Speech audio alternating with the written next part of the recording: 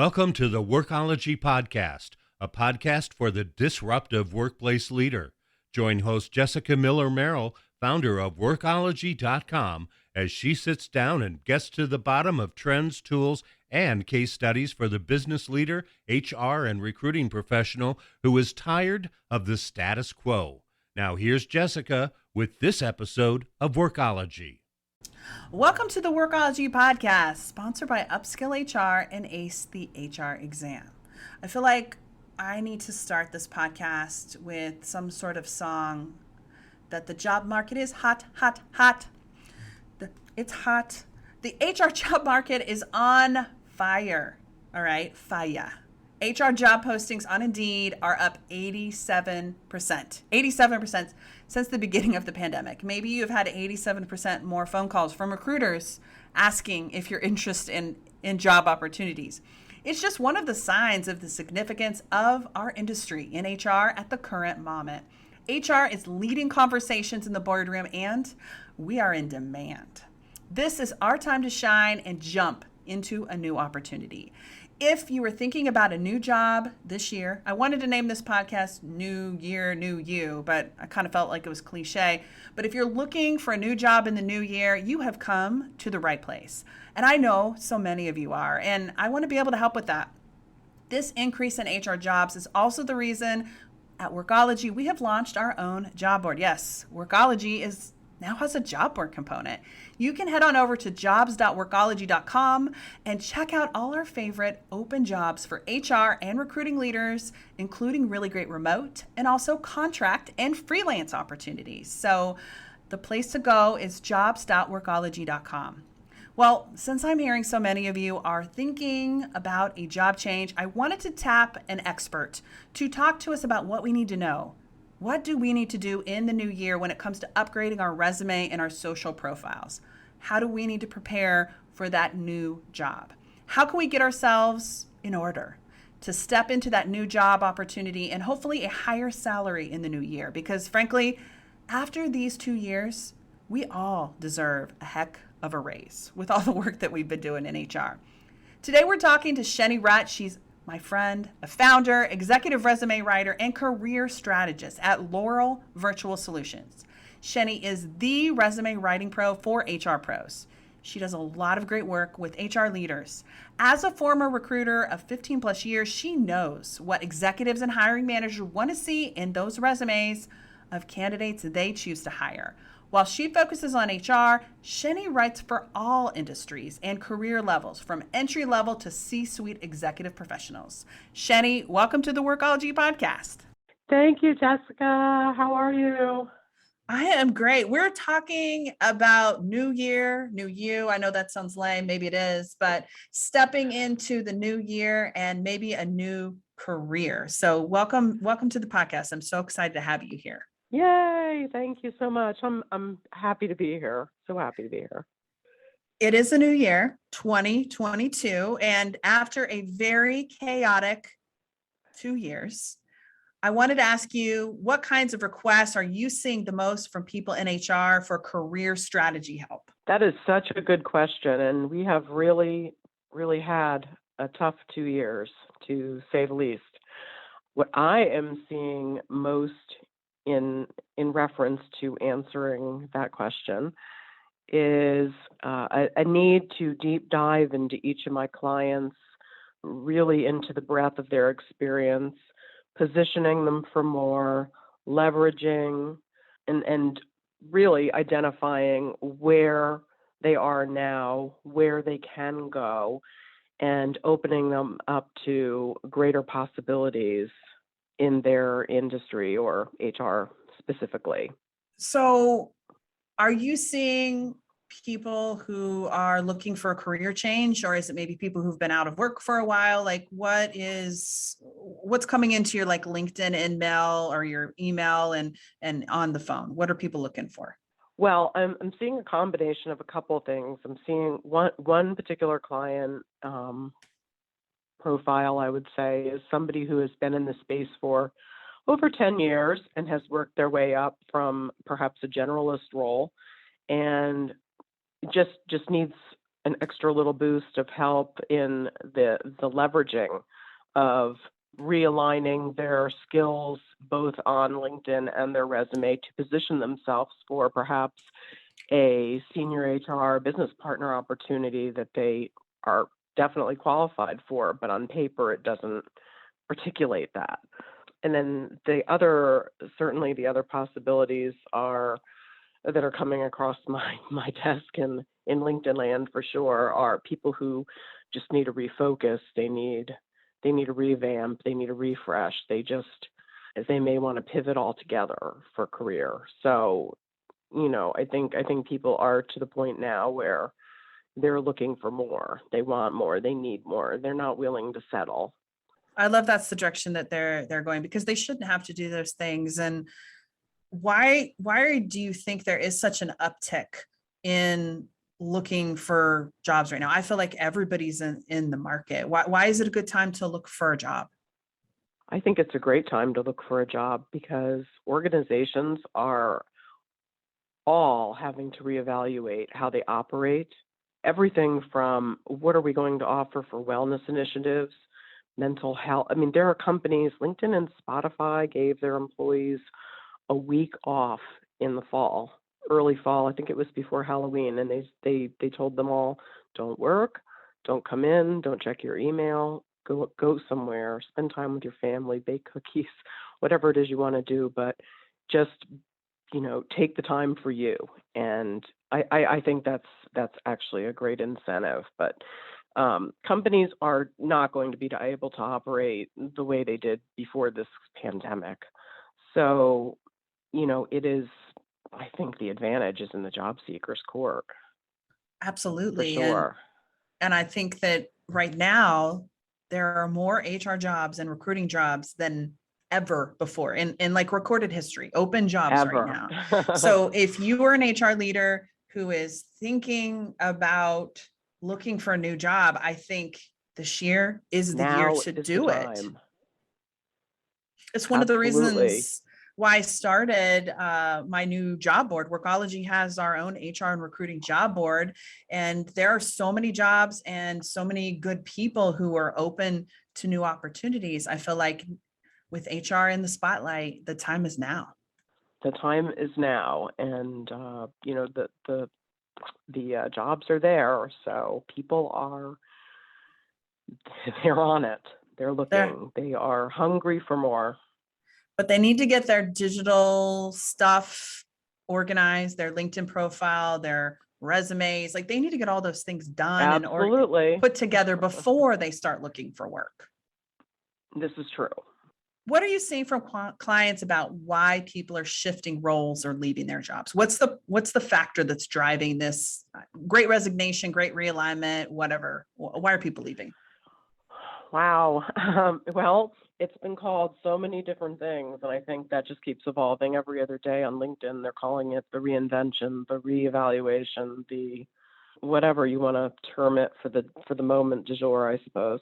But one of the major glaring insights that I've noticed is that they just aren't being respected. They aren't being valued. I had a C-suite client message me walk away from a six-figure salary just because she had put almost 20 years into the company and her job was being reduced to almost administrative level things, and she's she's far too accomplished to be sitting around answering the phone and typing things.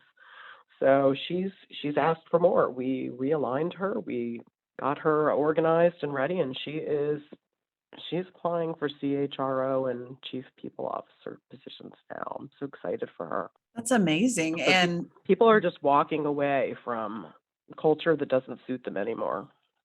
That's the realignment. People are making some choices and saying, hey, this job isn't the kind of environment or the hours or the experience that I'm really looking for anymore. And I think that is an absolutely okay thing to do. Boundaries are good. It's all sectors. It's tech. Now I've seen it in one of my technology clients, one of my global total rewards, amazing people.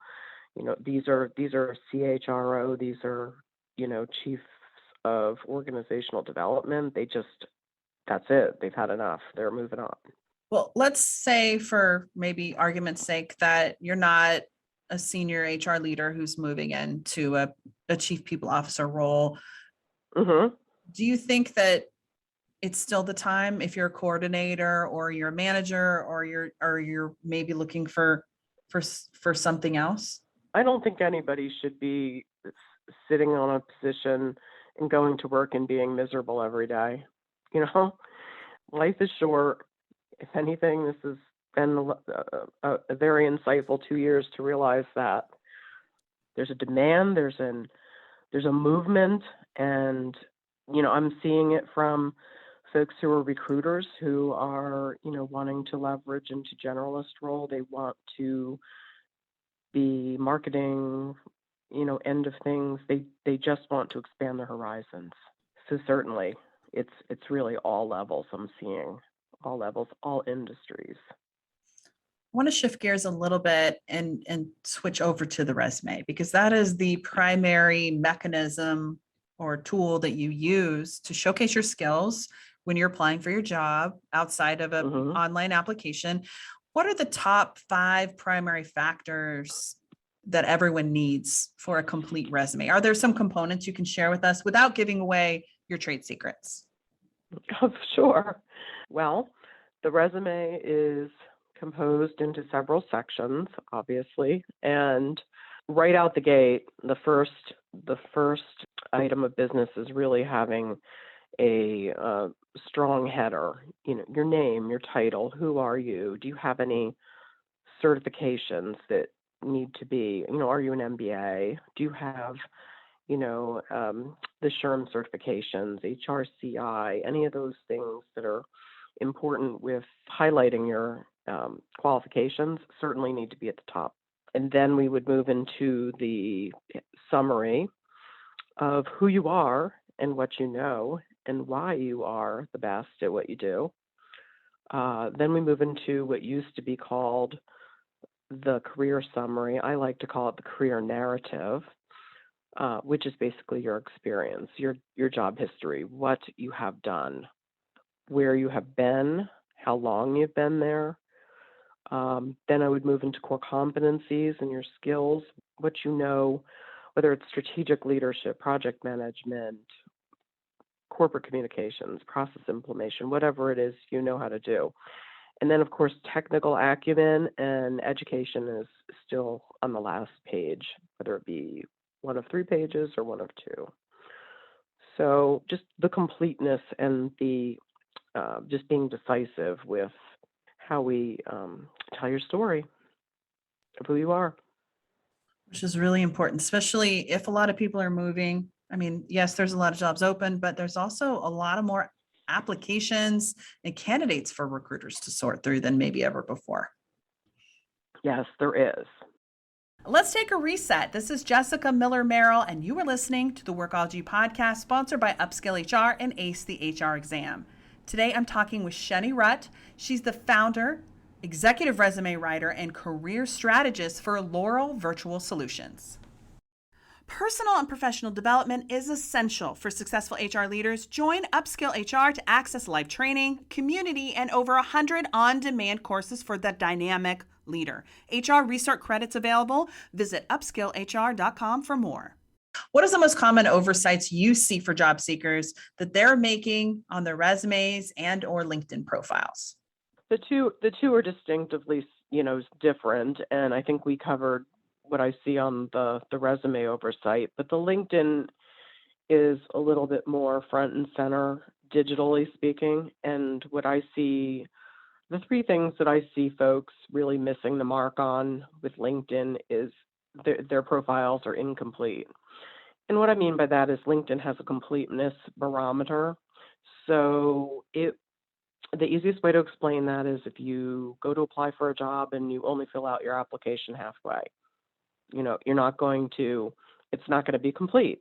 So many folks leave a lot of blanks and their profile is incomplete and not fully optimized. And that's what we work together on with myself and each individual client.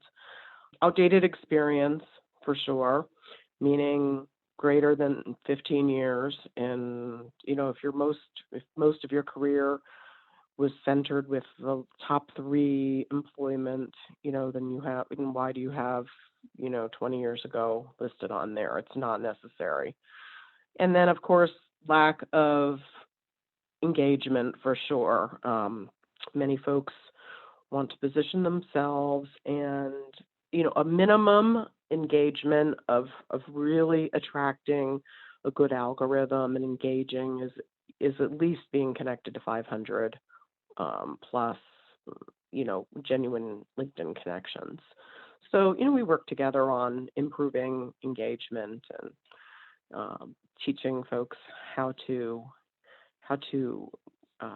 leverage that best.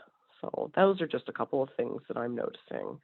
I love that. And I just want to add one more thing. LinkedIn, I'm seeing a lot of visibility on LinkedIn polls right now. So if you're looking to get some more eyeballs on your LinkedIn profile, I would recommend that you do polls, and maybe it's 1 or 2 a week, depending upon your comfort level. Just ask questions. It just seems to get right now, the algorithm's loving polls. You're going to get more views.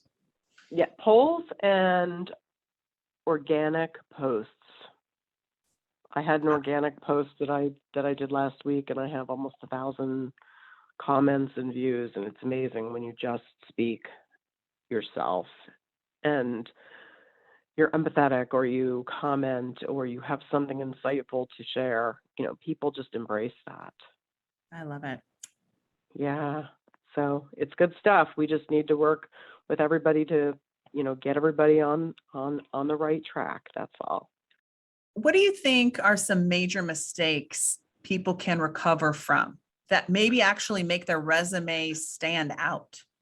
Well, overcoming is something we do together as a client and myself, between the client and myself. But it's very hard to write your own resume, and I think when you have a different perspective and you invite someone like me in to articulate how wonderful your skills are, and talk to them one-on-one and get them to realize that they are, so capable in their space that they don't have this identified. And when we pull this all out and place it in the appropriate spot on the resume, it just pops and shines. And high impact is what we're going for sure. Let's talk a little bit about ageism, because I'm guessing that most of our listeners are over 30, maybe 40 or more, and that's okay. What do you typically recommend for clients who are hesitant and maybe about making changes? Maybe they're switching careers or leaving a job when they are over 40, and they might be more concerned about ageism. Well, we talk about that's ageism is a topic that is talked about on a daily basis, and most of my clients are the mid to senior level category. So I would say that you are fair in guesstimating that many are 40 and up. So this is becoming a little bit more of a concern than it used to be several years ago. I think probably because of the number of social media channels that are available now. What we really try to do is we try to talk one-on-one about what their level of anxiety is, and really what I try to do is put their mind at ease that we are really just trying to highlight a lot less about the education and more about who they are and what they know. And that's certainly front and center is the LinkedIn profile. It's so important to have a professional headshot, and it's even more important to have the background photo too, because the two connect one another. Who you are, and then the background speaks to your industry, your passion, what you can offer. I think many of these folks who are out in the job interview space and marketing and looking for new opportunities, many of these folks haven't had to be interviewed or even thought about needing to prepare for a Zoom call in over 10 years. So I think more coaching, more strategy, more discussions about how to act. When you're talking to Zoom, on a Zoom interview, it's really important to interview back and to use body language and to relax and be yourself, and can treat it more like a conversation, and just be authentic. I love that. Well, Shennee, thank you so much for taking the time to talk with us today. I know I'm going to include your LinkedIn in our show notes, but how's the best way for our listeners to get in touch with you? Well, certainly LinkedIn is where LinkedIn and Twitter, and certainly my email, laurelvirtualconsulting@gmail.com. Happy to hop on an exploratory call with anyone, and see what we can do together one-on-one. So we're passionate here at Laurel Virtual Solutions about writing high impact profiles for successful professionals. Well, thank you so much, Shennee. I really appreciate your time and expertise today. In addition to our podcast, I wanted to share a snippet from a previous podcast episode, which I'm linking to in the show notes of this particular podcast. But it is about how to increase your earning potential in HR and recruiting, specifically salary negotiation, how to get more money when you're negotiating your HR or recruiting salary. This is a previous podcast from 2019 with Catherine Jewell. I'm going to include a highlight for you about salary negotiation, because this is the next step. Once you've got your resume in order, you've got your social profiles and your LinkedIn all good to go, and you're in the interview, how do you set the expectation of what you want to be earning?